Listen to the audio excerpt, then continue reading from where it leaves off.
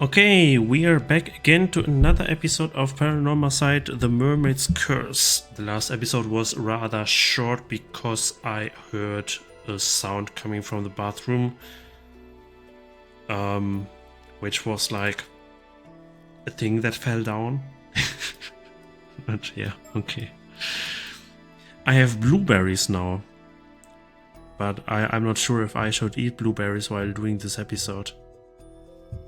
We will see. Whatever. I would say we proceed from here, and I still don't know. Like, yeah. I guess sooner than later we are running into a bottleneck. Then we meet the storyteller again, and he says, "Oh yeah, what a tragic fate! But if you did some things differently, maybe you could have prevented all of that." And then yeah, boom, bam, boom.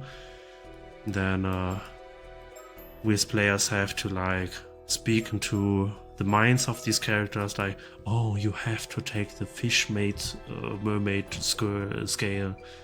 And why am I hearing these things? But I think this is right. And then we resolve this, and then happy end. Yeah. Anyway, real name. Sato hides in the Kantekisho ruins at night, where she finally comes face to face with someone.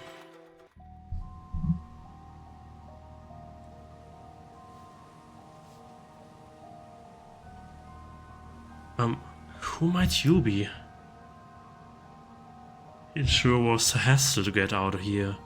Looks like I made it just in time. Huh? You aren't an easy one to find, you know, but at last we finally get to meet again, my dear Osato. Can you please answer my question? Who are you? Are you being serious? This isn't one of your usual silly acts. Come on now, really? You forgot me after what, just 400 years? That stings, you know. 400 years?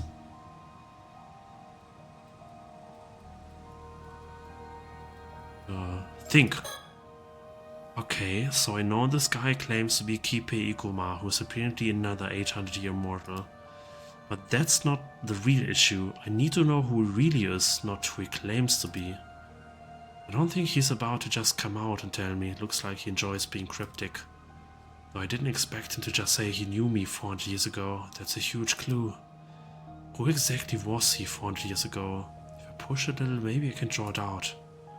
Man, did it really come across as that space out even back then? Oof. So you're saying that you know me from 400 years ago? Well, we never met directly then. I can hardly believe it. Yeah, he's getting closer. Who would have thought my dear Osato was Princess Hatsune all along? How do you know I used to be called Hatsune? Back then, 400 years ago, I never realized it was you. So sorry about that. Huh? He knew about me? And the story goes that Princess Hatsune was offered up to hold down the curse of the raging waves, sleeping for ages down there, huh? Who knew immortality could be put to such a creative use? Truly selfless, admirable stuff.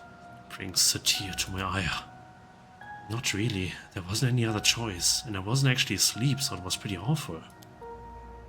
Also, could you please answer my question instead of going off on your own tangent? Well, turns out the resentment I bore was heavier than the curse you were holding back. I just told you to stop. Wait a second, the resentment you bore? Thanks to that, ever since then, any time I got near Taishima's waters, a raging storm would well up. Every time. I've tried countless times over these 400 years, but each and every time my ship went under, I've had my fair share of trouble too, you know. But then, that would make you the Raging Waves curse bearer. Ah, right. I guess I ended up becoming quite a legend here on Kamishima, didn't I? There's only one person you could really be then. Oh, sounds like you finally remembered me. Although centuries have passed, would you be so kind as to address me once again? Come, call me by my real name once more. Right. The files from the past made it clear. The files? Kipe Ikuma's true identity is Gora. No.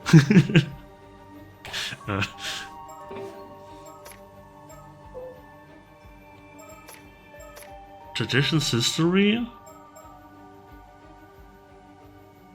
Oh boy.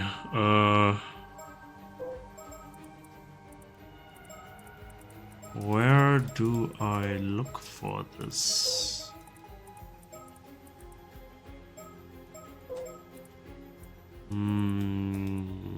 No. Yeah, Bikuni. This was Sato, Mermaid Mummy. This was the curse of the Forsaken Fish. Tale of Urashima Taro.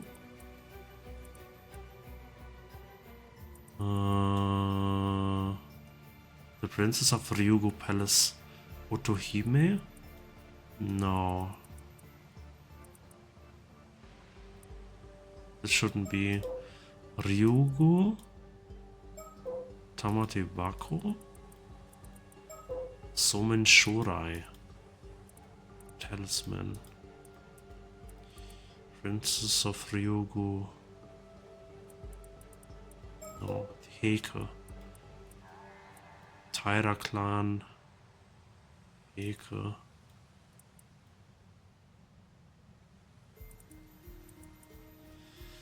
But I'm wondering, like, he killed Yamashina and Wakamura with the Heike curse, but they just established that he's the origin of the Raging Waves. Like, is he both? Or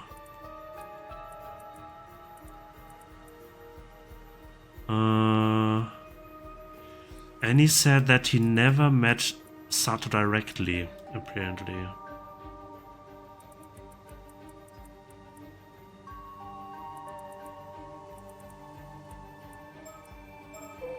Taira no Taramori, the father of Taira no Kiyomori. It's not easy with the Japanese names. Nukimaru, Taramori's sword. At that moment, Kogarashi. It is said to have become known as Nukimaru. What the? Nukimaru was later inherited by Taramori's son Yorimori. The members of Betsuho. Ningyo. Kuki Princess Hatsune. Okay. But so Sato is the Princess Hatsune and the Yao Bikuni, like more things at once, actually. Yeah, and she died and rebirthed and died and revived and died 400 years in the water. Probably like this. Oh.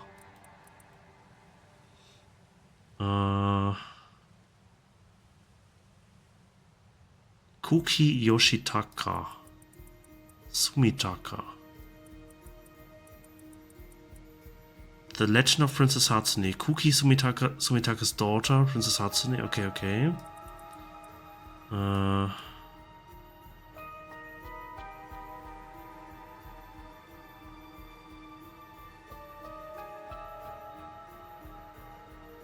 Despairing of her fate, Princess Hatsune lamented her beauty. Yeah. Just like a girl from Great Britain, I know. What a tragic fate. Invasion of Taishima. Assassinated Kuki Yoshitaka commander. Komatsu Sadamune. Information.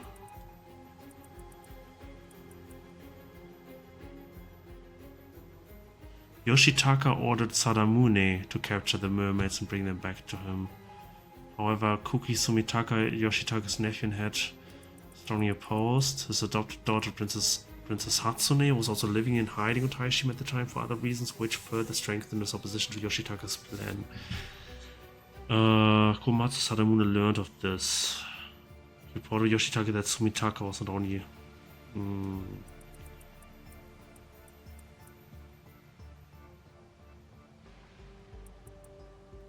On receiving the order, Komatsu Sadamune immediately set sail for Taishima.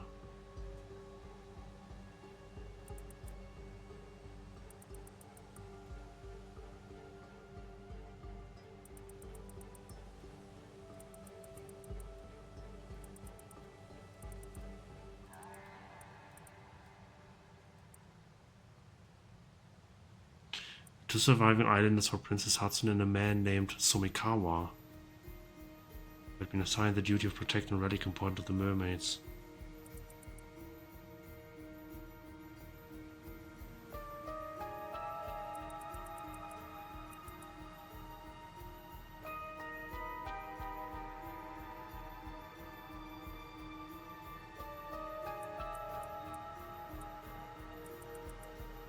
Oh boy.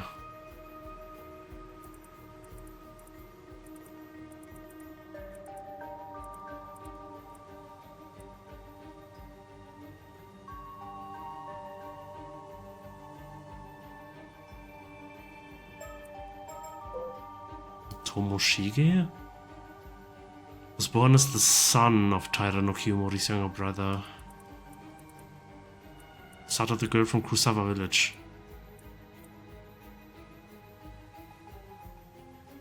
Like, this was after this whole Taishima disaster, but I mean, could still be part of Kipi Ikuma.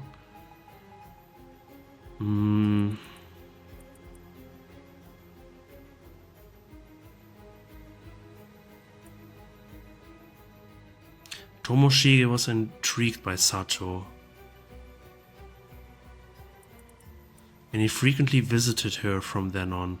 But they just said that they, like, this would make the most sense, but they just said that they never really met.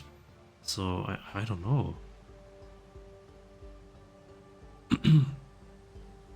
He found himself becoming particularly drawn to her.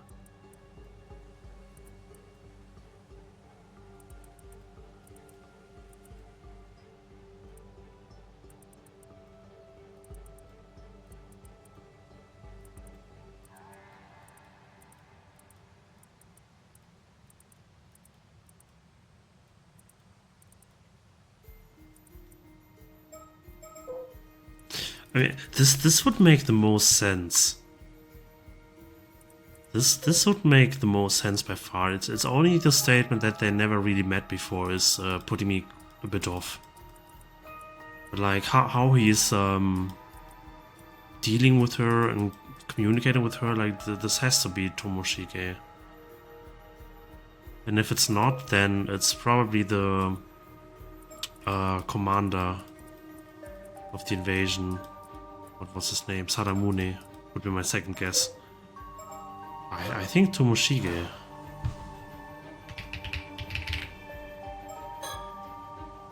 Huh? Tomoshige?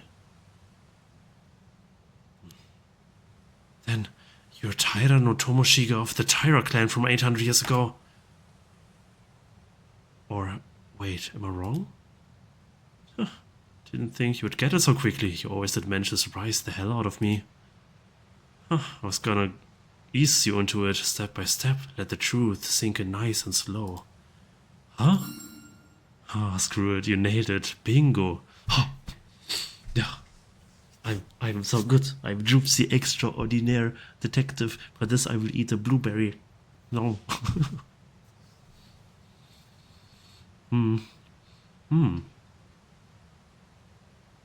Delicious.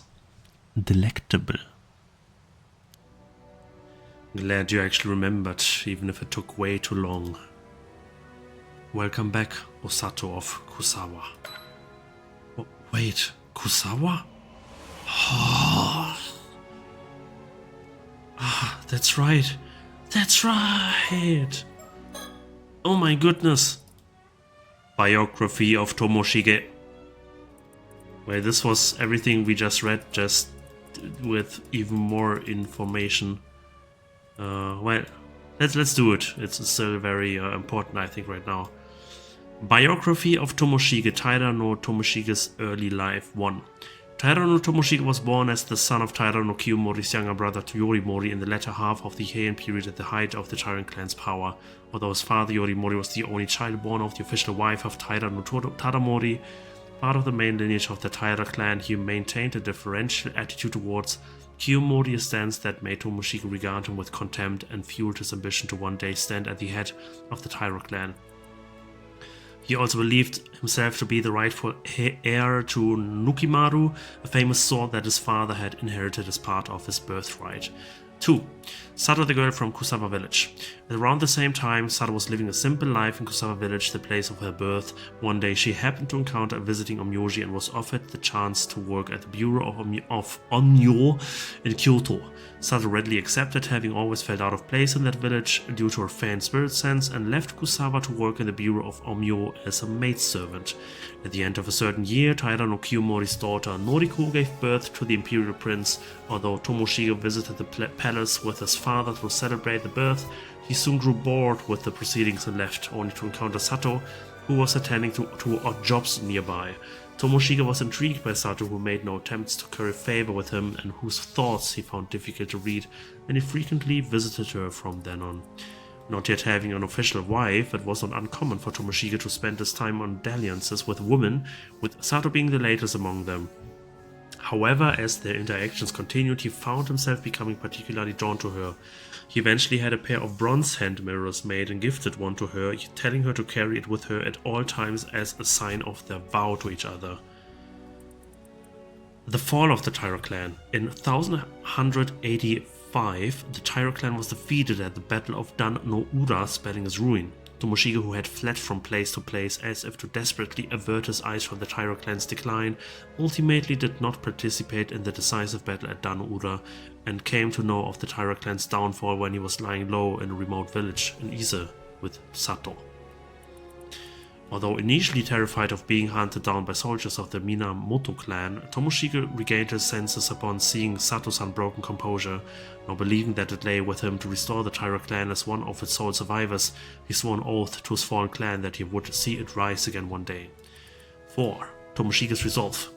With survivors of the Taira clan being hunted down across the country, Tomoshige continued to search for a way to turn the situation to his advantage. In the process, he suddenly remembered a box that his grandfather Tadamori had left the family, a tamatebako proffered by a fisherman that was said to contain the flesh of a mermaid. Although Tadamori had refused to accept that a member of the clan had secretly hidden it in a storehouse back in the homeland, it was said that eating mermaid flesh would grant eternal life to whoever ate it. However, legend also had it that the meat was highly poisonous, with even a small bite being fatal. No one had wanted to eat it as a result, and it ended up forgotten as the years went by. Believing that dying due to poison would hardly be any different from their fate if they were caught and killed, Tomoshige located the tamatebako and pried open the lid. However, all that was inside was a dried sliver of meat, so shriveled as to resemble a splint of wood.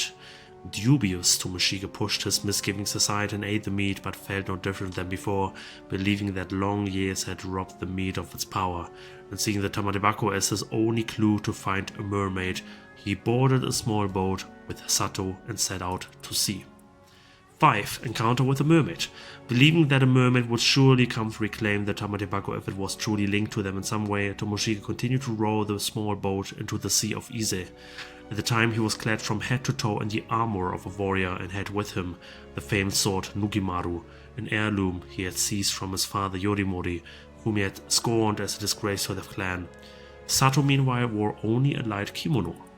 After they had rowed for a while, sudden mist descended over the sea around them, obscuring their surroundings.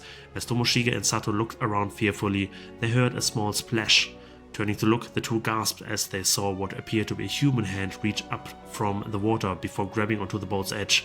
In a rush of water, a being with human features from the waist up and fish-like features from the waist down emerged from the sea.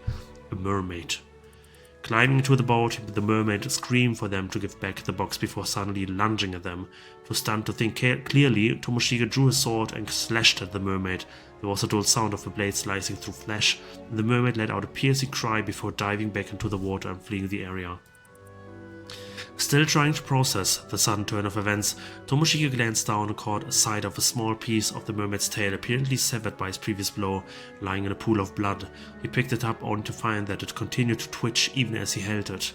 Finding himself too disgusted to try eating it immediately, he decided to stow it in the tamatebaku for the present. Eventually, after some hesitation, he forced Sato to eat it despite her protests. They waited a while, but no change seemed to come over her. 6. Tomoshige's death. Thinking that the amount of mermaid flesh simply hadn't been enough, Tomoshige made to pursue the mermaid, but as he did so, he noticed the mist around them had cleared. As the two looked around, they realized that their small boat was surrounded by ships belonging to a band hunting down remnants of the Tyra clan. Alarmed, they tried to flee, but with their attackers pressing in on them from all sides, were unable to find any means of escape. Amidst the chaos, Sato was struck in the head by an arrow and fell into the sea. Tomoshige, still determined to retaliate, continued to frantically resist with his sword. However, he was vastly outnumbered and, unable to break through his attacker's ranks, was ultimately cut down in a single stroke. On the brink of death, Tomoshige's gaze fell on the crests worn by his pursuers. Consumed by bitter regret at his failure to restore his clan, he directed the full brunt of his resentment towards these symbols as he sank beneath the waves, cursing his enemies and clinging to his vindictive hatred until the very end. 7. Aftermath. After that, there were none who saw Tomoshige again, and he faded from memory without ever leaving his mark on the pages of history. At around the same time, Kusawa village found itself in an uproar following the return of Sato, who had been employed in the service of the Heike.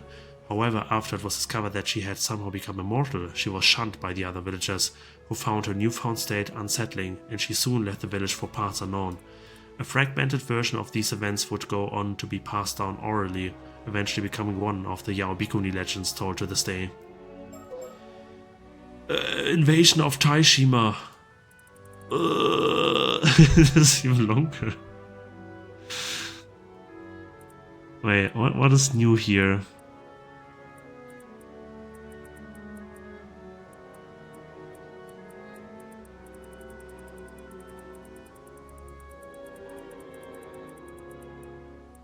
The fate of the three mermaids, the fate of the surviving islander,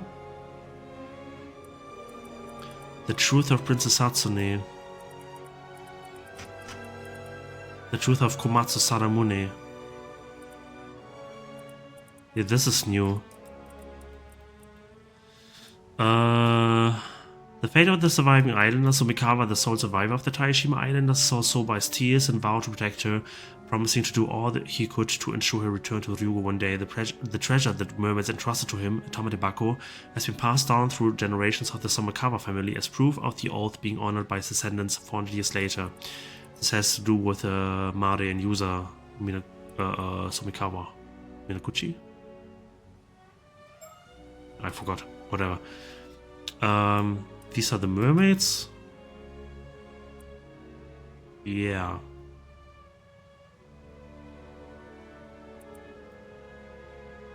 Yeah, this is something we read before.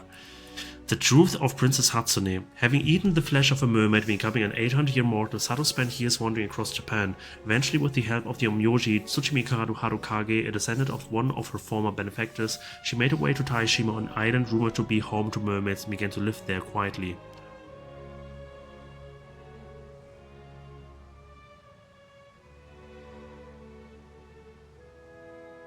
So this was after the attack.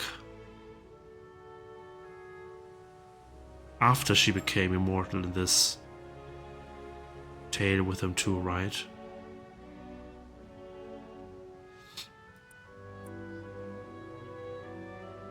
Yeah.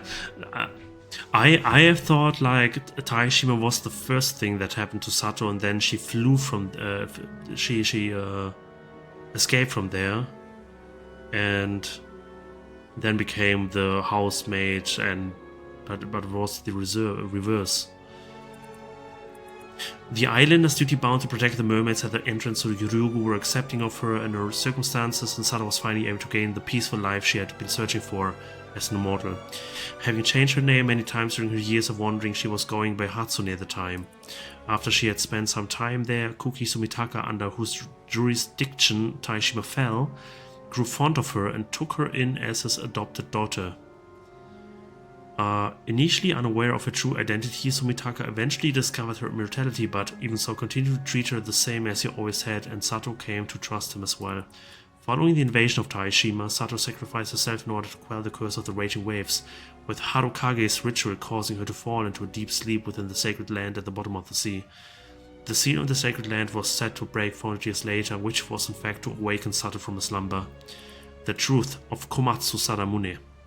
Komatsu Sadamune, the vessel who goaded Kuki Yoshitaka into invading Taishima, was in fact Taira no Tomoshige, who had eaten mermaid flesh and gained unnatural longevity.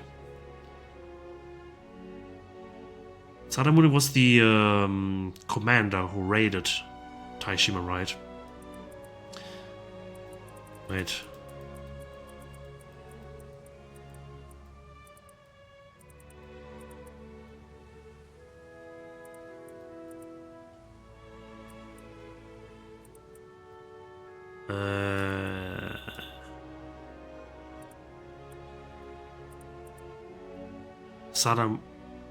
Sadamune. Yeah.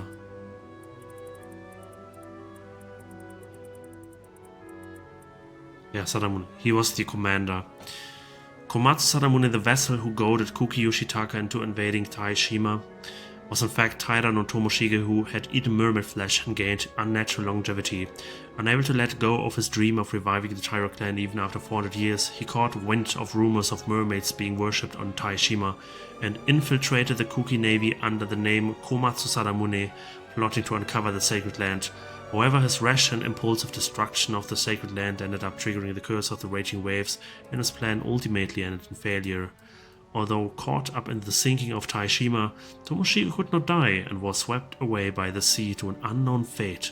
He never directly met Princess Hatsune, and as such, the two remained unaware of each other's existence.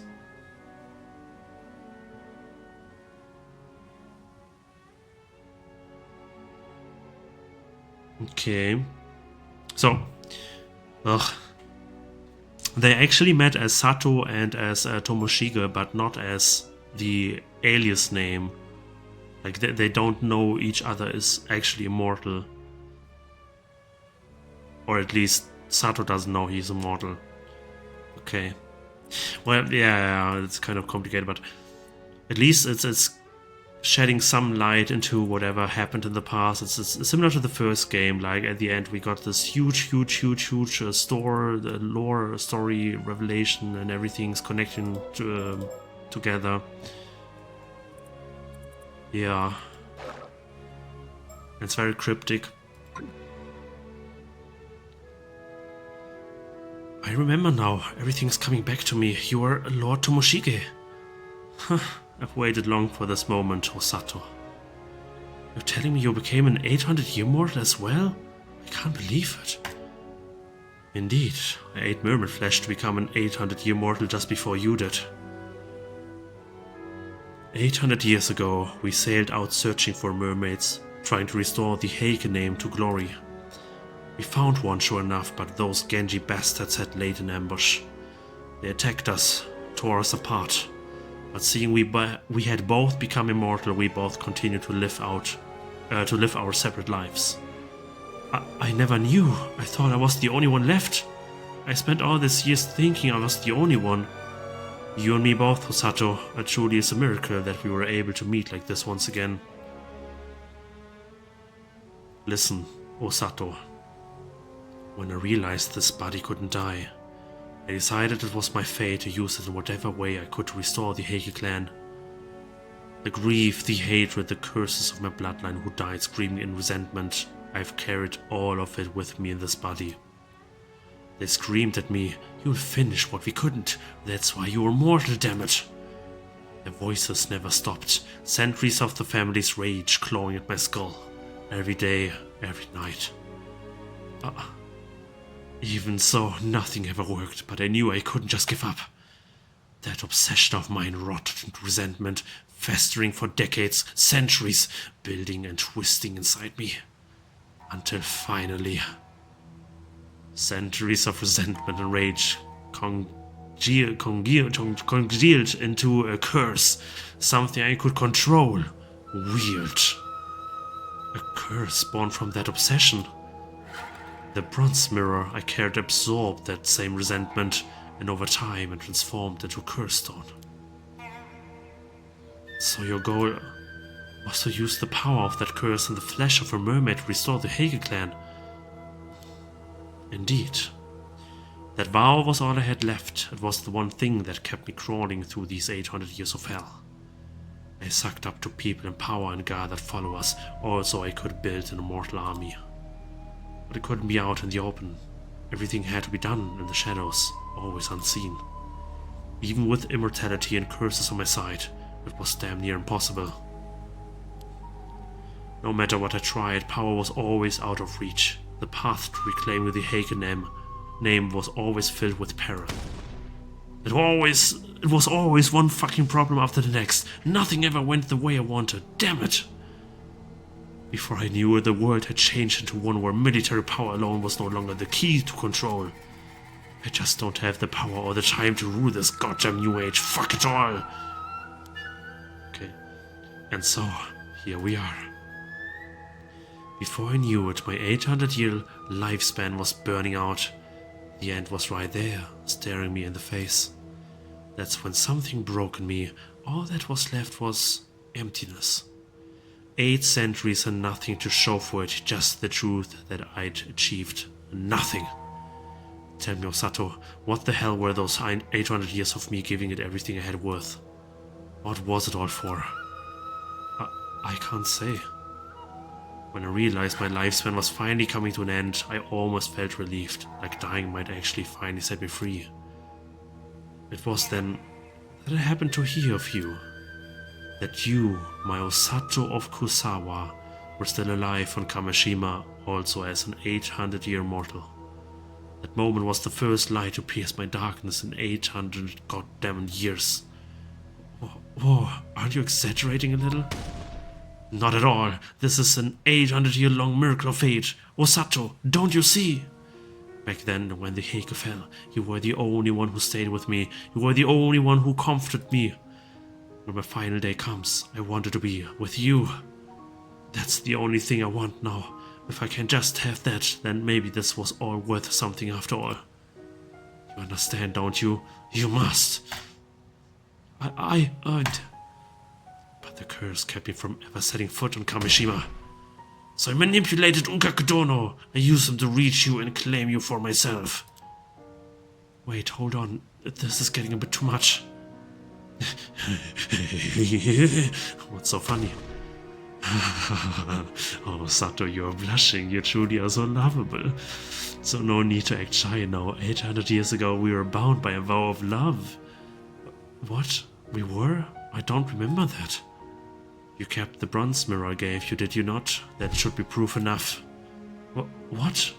No, that's not what you think. Come now, we certainly took the long way around, you and I, but we finally found our way back here. After everything, meeting again like this can only be a blessing of fate. This is what our curse of immortality was all for, our final glorious crossing into the next world. Together. No. I mean, yeah, it is the end, but... You've been waiting for it too, haven't you, the day this cursed life finally ends. Come, Osato, let's meet that day together. Let's finally be free of all this endless pain. I am Osato of Kusawa. At the end of the Heian period, I worked as a maidservant for the Bureau of Omnio. That's where I first met Taira no Tomoshige. By chance, he took a liking to me and made me part of his household. After the fall of the Hege, the world spun into chaos. We were too busy surviving to think about anything else. I remember those days too. We ran from one hiding place to another, and I had no one to depend on but him. Those memories are so distant now. So distant, it's hard to tell them apart from something I might have seen on a TV show last month. And now that I think about it, The only reason I kept that bronze mirror after the attack was because it was the one thing I had left when I washed ashore. It was the only clue to who I was. I held onto it out of loneliness, that's all. As a trace of a past I could barely remember. I'm afraid I never had even a shred of affection for Lord Tomoshige even back then. And now that I think about it...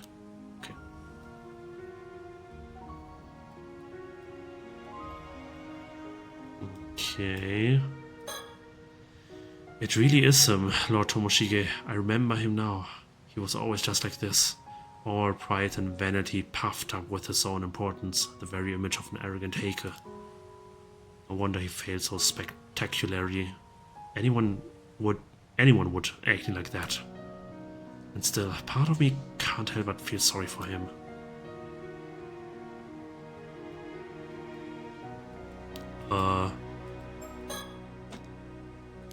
Now that I think about it, bronze mirror.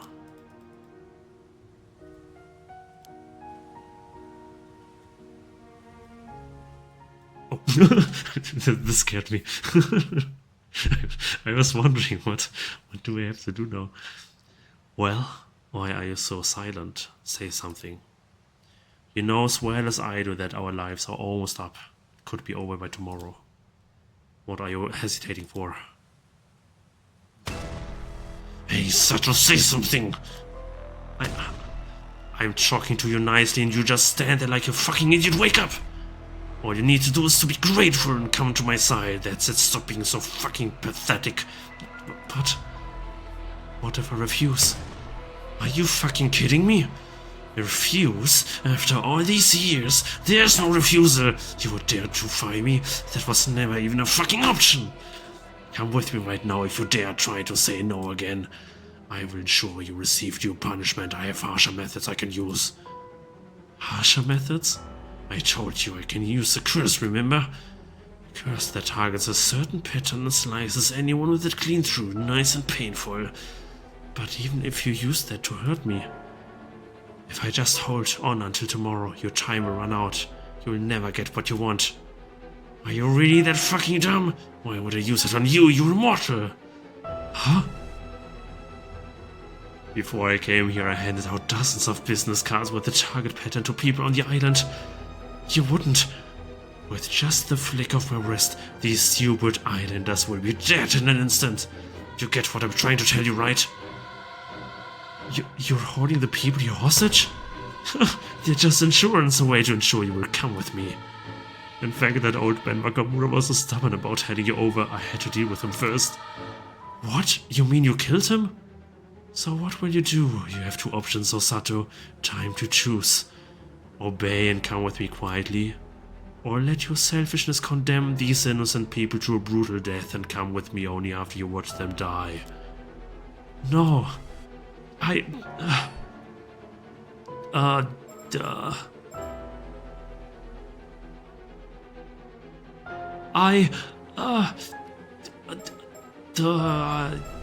Obey.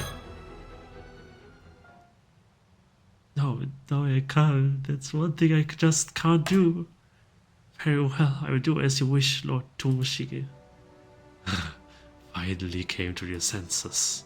You think you could ever defy me? Should have known your place from the start, you worthless peasant. What the He's not a nice man. I'm sorry. In the end, I gave in to Tomoshige's threats. Maybe, just maybe, there was still some way to fight this curse, but when those memories of a distant past came flooding back to me, fragments of a life long gone, and when I thought of this man who spent 800 years chasing one purpose with such stubborn, hopeless purity, something in me must have wavered. Before I knew it, I've chosen to face the end together with this pitiful man, Tomoshige.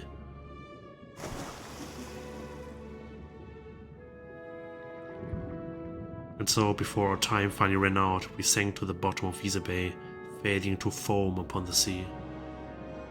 As the curse that had sustained us for 8 centuries at last began to unravel, I felt my senses slipping away. Beside me, Tomoshika drifted in silence, his face calm, almost childlike. I stared at his smile as he slowly faded away. A strange calm came over me then, as my consciousness began fading into nothingness. Ending number 4. Taira no Tomoshika's Desire.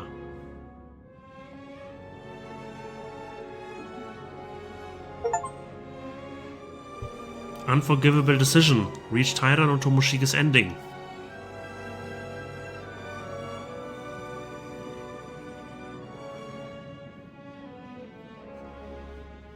Do you think this is the true end of the story? Like the most happy end?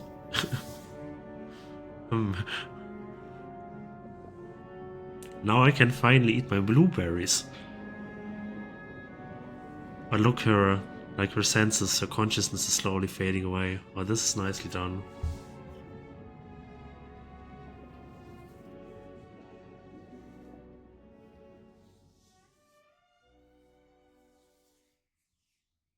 Forgive me. I won't be able to spend the next 800 years with you.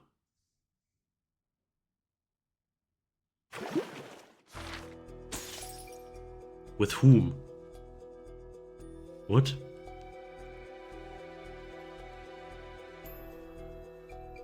What do you mean the next 800 years? What? Okay. Wait, I will read out this quick. Real name: Sato hides in the Kantekisha ruins at night, where she finally comes face to face with someone, but still is still incomplete. And then Taira no Tomoshika's Desires, ending number 4. Taira no Tomoshika and Sato throw themselves into Ise Bay, and the two quietly bring an end to their 800 years lives. This is no ending. This is no ending as well. For whatever reason, this is.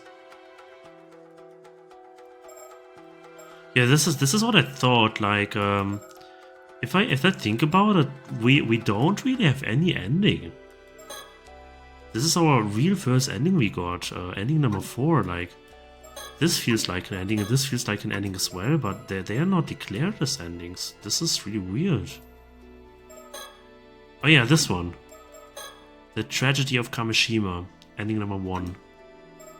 And somewhere we must have ending number 2 and 3. This is so weird. Yeah. There's still some things to do, it seems. Well, I think the easiest thing to, like, right now we don't have any chapter to choose from, any new one, I mean. The easiest one would be to figure out how things can be done differently, and this is the easiest. God, I'm so bad at forming my thoughts into words. Let's resume. Start from the end.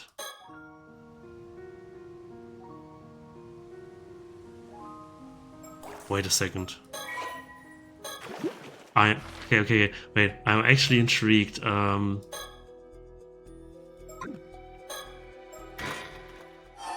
Start from name input number 1, start from name input number 2. Is it because, like, I was too quickly to figure this out? What if we do something wrong?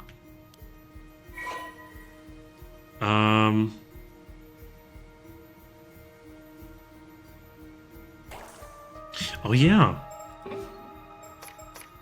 If I think about it, I was unsure if this is Tomoshige or Sadamune, but he's both.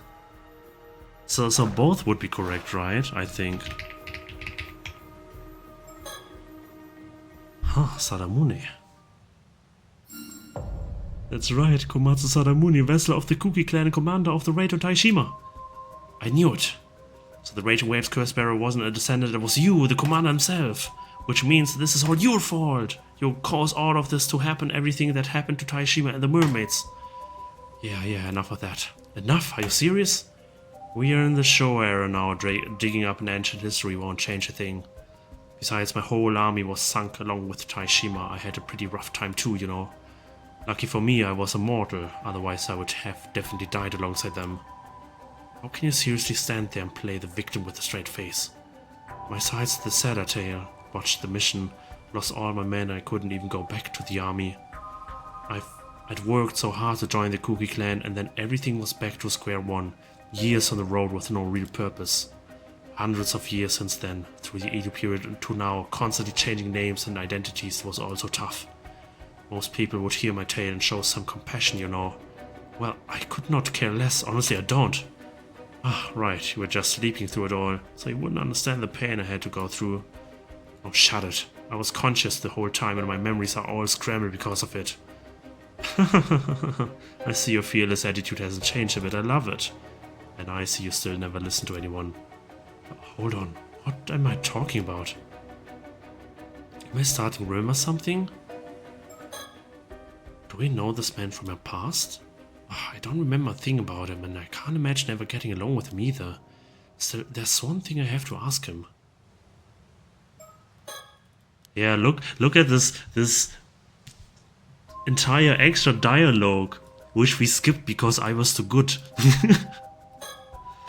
So really is Komatsu Sadamune, the one who led the attack on Taishima 400 years ago. I don't think we ever met in person, but I never imagined he would also be an 800-year mortal.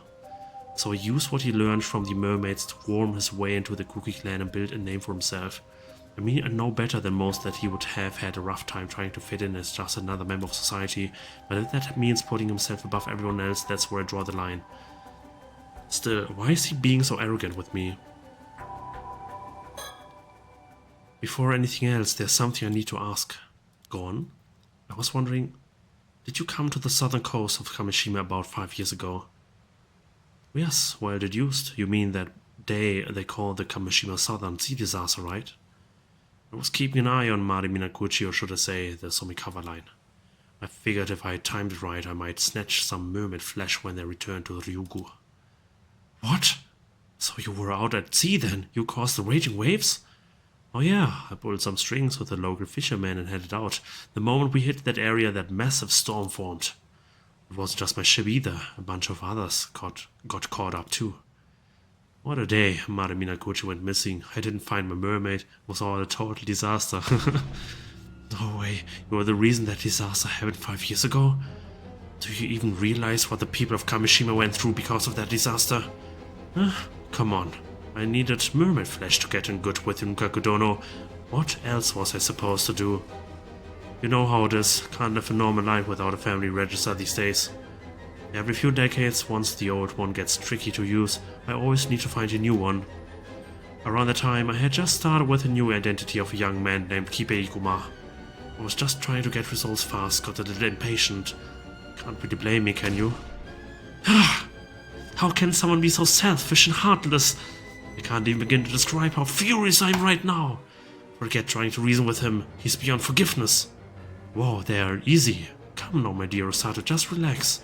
You won't get far trying to apprehend me anyway, might be better if you just hear me out. What's that supposed to mean? It means our little chat hasn't arrived at our main talking point just yet. See, today's the day the curse of the raging waves has been lifted at last. That's the only reason I could come here in person.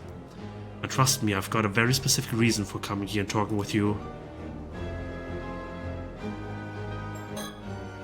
Damn it, I can't recall who he is, but just being near him annoys me somehow. It's not just his attitude, it feels deeper than that. There's some kind of buried connection. Right, you've been looking for me, haven't you? What exactly do you want? Don't tell me you also plan to hand me over to that Unkakudono person. Ah, well, yeah, that was the plan at first. You know how it goes. Nothing wins a person of power's favor like the promise of immortality. If someone's actually achieved it, all the better. You would be literally living proof and an offering all in one. Couldn't you have just used yourself as proof? What? Don't be stupid, that would blow my cover. Think it through a bit, will you? Right, of course. Besides, I have my own goals, I need mermaid flesh to achieve them. Trying to find mermaids would be so much easier with someone in power backing me. Yeah, well, I couldn't care less about your goals. Ha! Fair enough. To be honest, I don't care about that goal anymore either. Unkakudodo's gone now, and besides, I found you. Huh? That's the real reason I came here, my true goal, the whole damn point of this all. But me? Indeed, I'm not just looking for any 800-year mortal, I want you, Satoshi Nami. You! What are you even saying? We never even met, did we? There's no connection between Komatsu Sadamune and me. Oh, you're still not getting it? That's odd. I figured he would be the one desperate to see me. You really don't remember? Remember what? That Komatsu Sadamune crap was all just a name I borrowed 400 years ago. Was my real one. Never was. You and I go way, way further back than that, Sato. Our bond is so much deeper. What are you talking about? Further than what?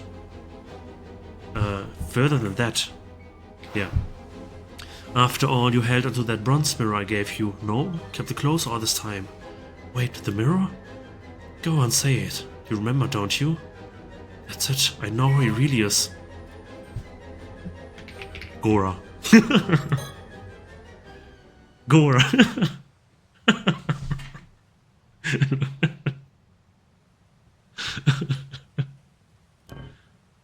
Huh? What are you babbling about? Oh, that's not right. Damn. Still blank, huh? Fine, here's a hint. The one who made you what you are, who made you an 800-year mortal, was me. Ah! That's it, I know who he really is. Tomoshige, okay. Taira no Tomoshige! Ah, at last, glad you finally remembered. Correct, welcome back, Osada of Kusawa. Wait, Kusawa? No! Okay, I think the rest should be the same. Man, we skipped all of this because I was so good at the game. God damn it.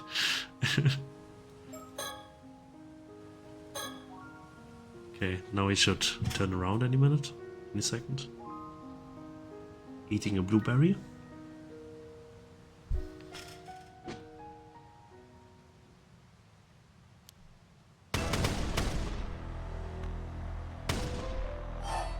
Refuse. No, I still can't. I won't follow you. I refuse. What? You selfish little brat. But very well, I may regret the choice. Let's see how long the defiance of yours holds out.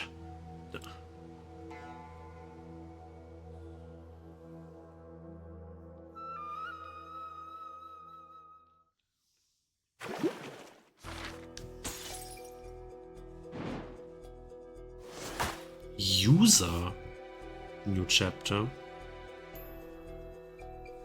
And now this chapter is complete. Real name. Kipe Ikuma's true identity is revealed to be Taira no Tomoshige himself. Knowing his life will end tomorrow, Tomoshige one-sidedly explains his feelings of the past centuries and demands that Sato make a decision. Yeah. Man. Oh, we're slowly but surely getting to the end of this all. Oh. Yeah.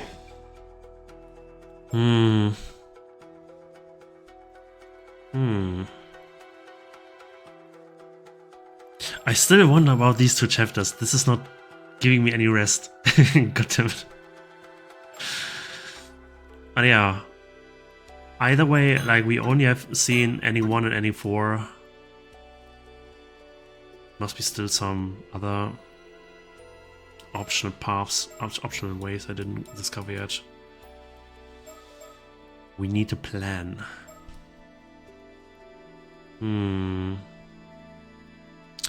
Well, anyway, thank you for tuning in and see you in the next bit. Bye bye.